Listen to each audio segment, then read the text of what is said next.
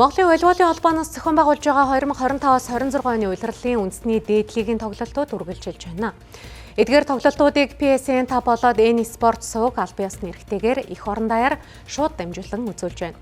Тэгвэл Time цэгийн сайт өчигдөр болсон сонирхолтой тоглолтуудыг тоомлон хүргэж байна.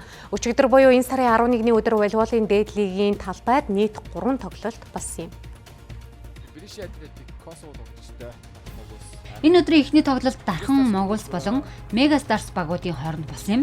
Өнгөрсөн улирлын аваргууд энэ улирлыг тун тааруу эхлүүлж байна.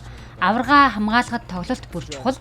Гэтэл сүүлийн тоглолтод лигийн залуу бүрэлдэхүүнтэй баг Дархан Могулст 3-2-ын харьцаатаагаар хожигдож ялагдал хүлээлээ. Тус тоглолтод Дархан Могулсаас Ууганбаяр 38 оноо авч онцгойрсон нь энэ юм. Тэрээр лигийн анхны тоглолтоо хийсэн нь энэ юм а. Өнөөдөр би зөвхөн хожихын төлөө энд ирсэн. Хожил авсандаа баяртай байна. Би бүгд найрамс Лонгос улсын оюутны лиг тоглодог. Манай сургуулийн оюутнууд өдөр болгон шаргуу бэлтгэл хийдэг. Энэ шаргуу хөдөлмөрийн үр дүнд өнөөдрийн ур чадвар суусан болов уу? Эхний тоглолтонд ялт байгуулсандаа маш их баяртай байна хэмээн ярьсан юм а. Хоёр багийн тоглолт эхнээсээ дуусах хүртэл давталгаа хамгаалалт дээр суурилж хариу цохилтуудыг өгч байлаа. Энэ нь ч тоглолтыг улам үзүүштэй болгосон юм. Мөн энэ өдрийн өөр нэгэн сонирхолтой тоглолт Хилчин TJ болон Ижил Алтай төгөргийн буян багуудын хооронд боллоо. Тус тоглолт 3-2-ын харьцаатай тун ширүүн өрсөлдөөнтэй болж Хилчин TJ клубын ялалтаар өндөрлөлөө.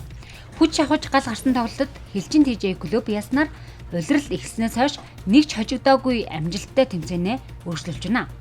Тус тоглолтод Хилчин TJ клубын импорт тоглож Тамура Асака 26 оноо авч бага оноо авалтаар тэргүүлсэн юм. Өнөөдрийн тоглолтод бид алдаагаа багасгаад хаалтаа цэгцлэе гэж ярьсан. Тийм учраас хожил байгууллаа. Өнөөдрийг хүртэл хожигдолгүй яваа амжилтанд 3 импорт тоглогчийн үүрэг их байлаа. Мөн энэ өдрийн сүүлийн тоглолт Mintonet говь SG Hawks багийн хооронд болж 3-1-ийн харьцаатаагаар өндөрлсөн. Эхний сетийн тоглолтод 19-25-аар SG Hawks баг хожил авсан. Харин 2 дахь сетийн тоглолтод Mintonet говь багийн давталгаа хамгаалалт жигд болж 25-20 харьцаатай хожил байгуулж сетийн харьцаа тэнцсэн юм. 3 дахь сетийн тоглолтод 25-21-ээр хожиж давуу байдлаа өөрсдийн талд авч чадсан юм. Ингээд 4-р сетийн тоглолтод илүү хүчтэй тоглолтыг үзүүлж 25-15-аар SG Hawks багийг булгаавлаа. Mintonet говь 2 өдөр дараас нь тоглолт хийж 2 дараас нь хожил байгууллаа. 11-р сарын 12-ны өдрийн байдлаар Төв Миг чоннууд 3 хожилтой хүснэгтийг тэргүүлж байгаа бол Mintonet говь 3 хожил 1 хожигдолтой хүснэгтийн 2 дугаар байранд бичигдэж байна. Эмэгтэй багуудын амжилтын хүснэгтийг өвсгөл 7-од Хилчин TJ багууд тус бүр 3 хожил 1 ч хожигдолгүй итгэл төгс тэргүүлж байна.